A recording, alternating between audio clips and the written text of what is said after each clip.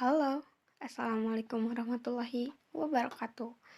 Di sini kami perwakilan dari kelompok 4 dalam mata kuliah Pendidikan Kewarganegaraan yang diampuh oleh Ibu Woro Wuliani MPD dalam judul Citizen Project Permasalahan Pemerataan Pendidikan di Indonesia terkait penerimaan hak dan pelaksanaan kewajiban masing-masing yang terlibat dalam bidang pendidikan.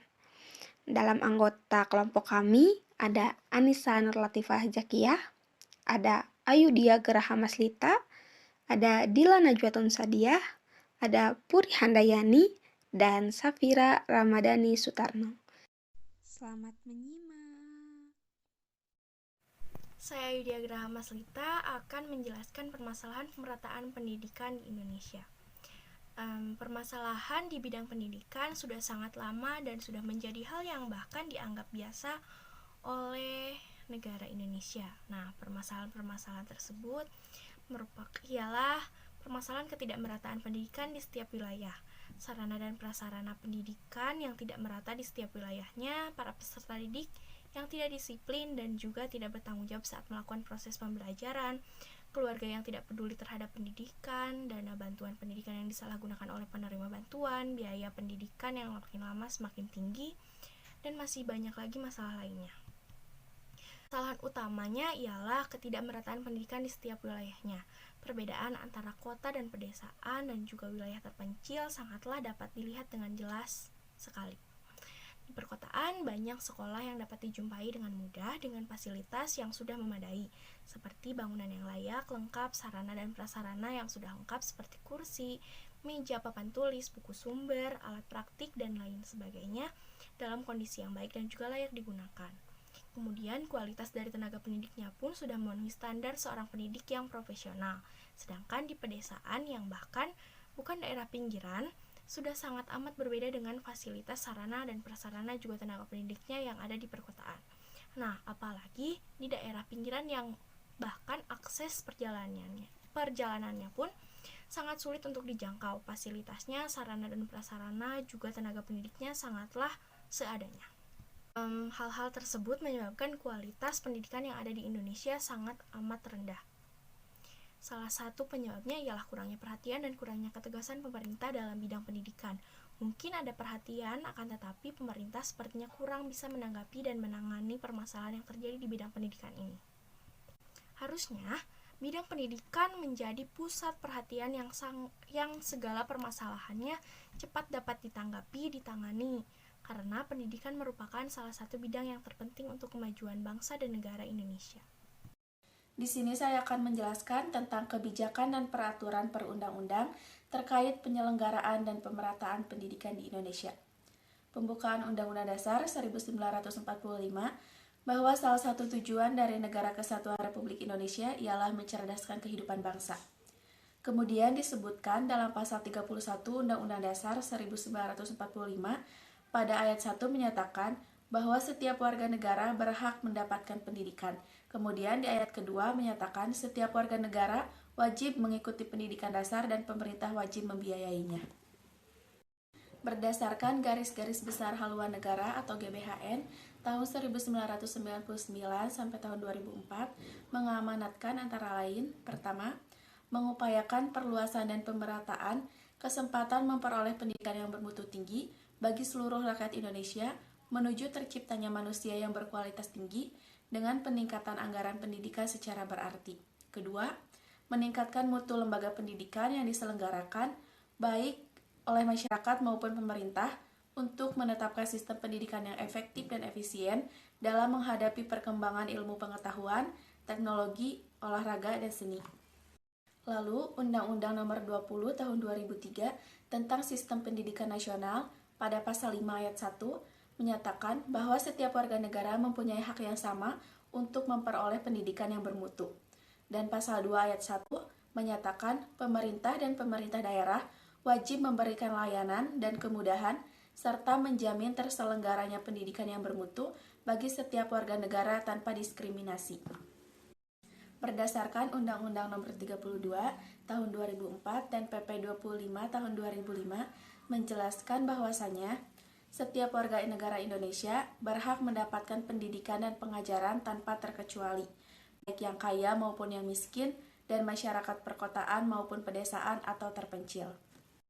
Saya Dila, di sini saya akan menjelaskan mengenai hak dan kewajiban yang seharusnya dilakukan oleh pihak-pihak yang terlibat dalam bidang pendidikan di Indonesia.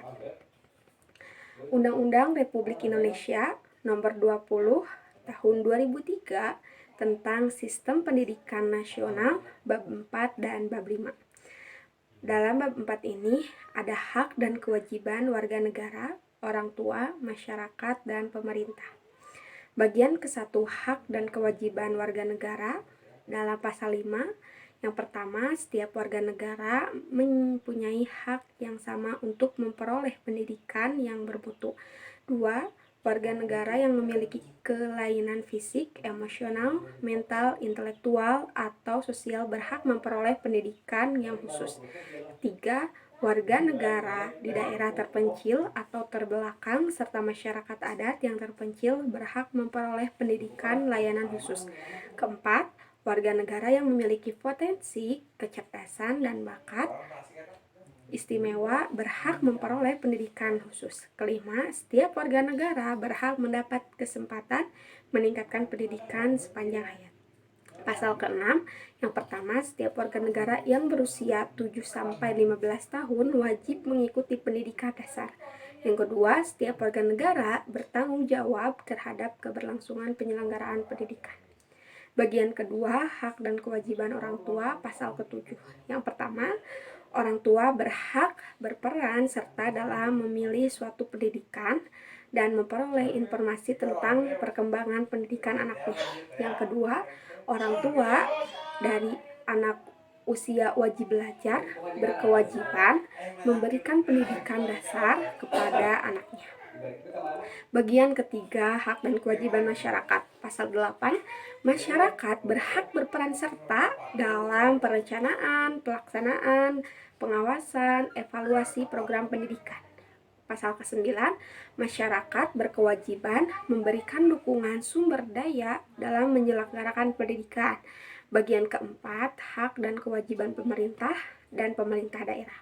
Pasal ke-10, pemerintah dan pemerintahan daerah berhak mengarahkan, membimbing, membantu, mengawasi penyelenggaraan pendidikan sesuai dengan peraturan perundang-undangan yang berlaku.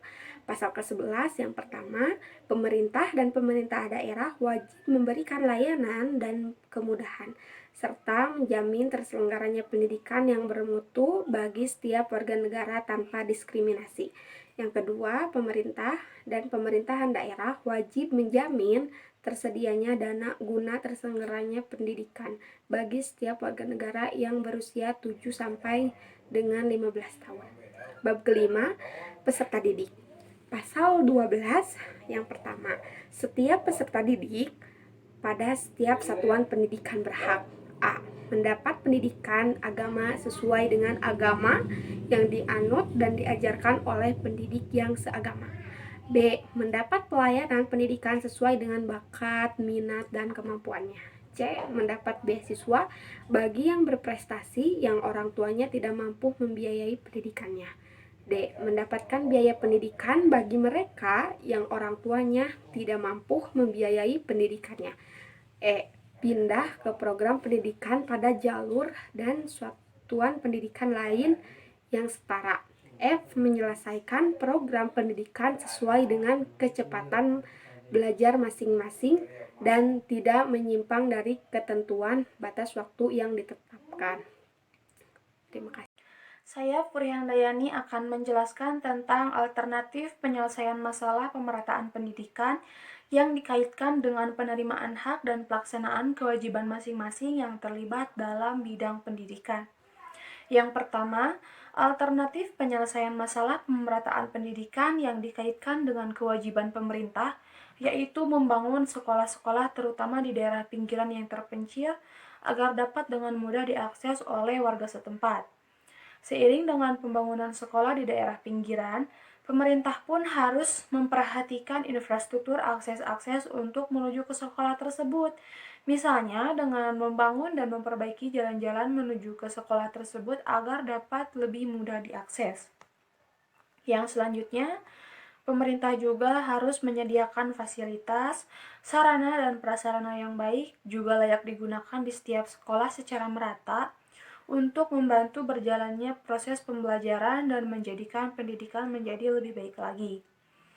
Salah satu hal yang paling penting dan mungkin cukup mudah ialah dengan adanya buku-buku penunjang pembelajaran yang dibagikan secara gratis ke seluruh peserta didik di Indonesia dan juga tidak meninggikan harga buku-buku tersebut agar semua peserta didik dapat membeli dan memiliki buku-buku penunjang pembelajaran yang dapat meningkatkan kemampuan dan potensi-potensi yang dimiliki oleh para peserta didik tersebut. Nah, selain itu, pemerintah juga diharapkan terus mengembangkan program-program bantuan yang diberikan bagi para peserta didik yang tidak mampu agar mereka dapat mendapatkan pendidikan yang baik.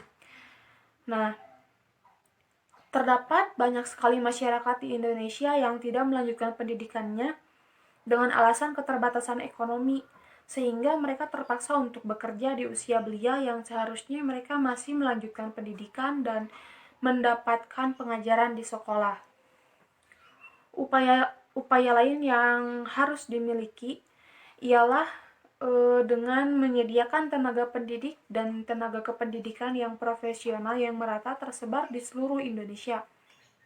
Misalnya nih, dengan pengarahan mahasiswa-mahasiswa dan sarjana-sarjana yang berprestasi untuk menjadi guru di wilayah-wilayah yang masih kekurangan tenaga pendidik yang profesional agar semua warga negara itu dapat terus maju dan berkembang secara bersamaan dan beriringan mengikuti perkembangan zaman dan peradaban. Tidak lupa juga, pemerintah harus memperhatikan, melindungi, dan memfasilitasi para tenaga pendidik profesional tersebut agar para pendidik merasa aman dan nyaman menjalani proses pembelajaran yang dilakukan. Saya Anissa Nurlatifah Zakiyah akan melanjutkan materi selanjutnya.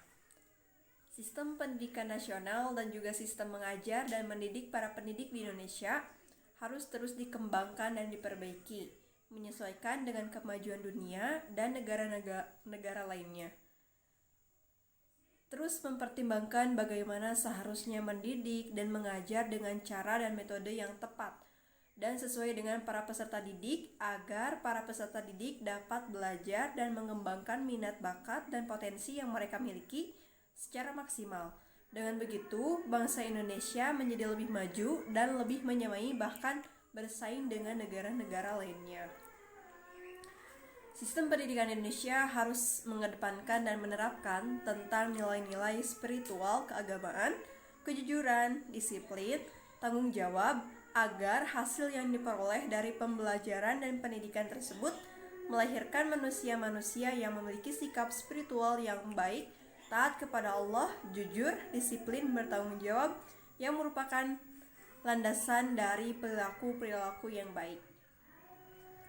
Kewajiban pemerintah ialah harus mengadakan sosialisasi kepada para masyarakat tentang pentingnya pendidikan, karena banyak sekali masyarakat yang tidak peduli, bahkan menganggap pendidikan itu tidak penting dan membuat banyak masyarakat Indonesia tidak mau menempuh pendidikan.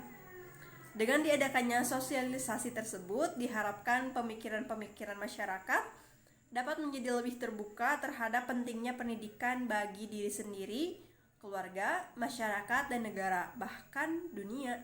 Kemudian menjadi kewajiban bagi seluruh warga negara yang ada di Indonesia untuk ikut serta mendukung dan berpartisipasi secara aktif, kemudian bersikap terbuka terhadap pentingnya pendidikan bagi masa mendatang dengan menjalani aturan pemerintah, yaitu program wajib belajar dan mengikuti pendidikan.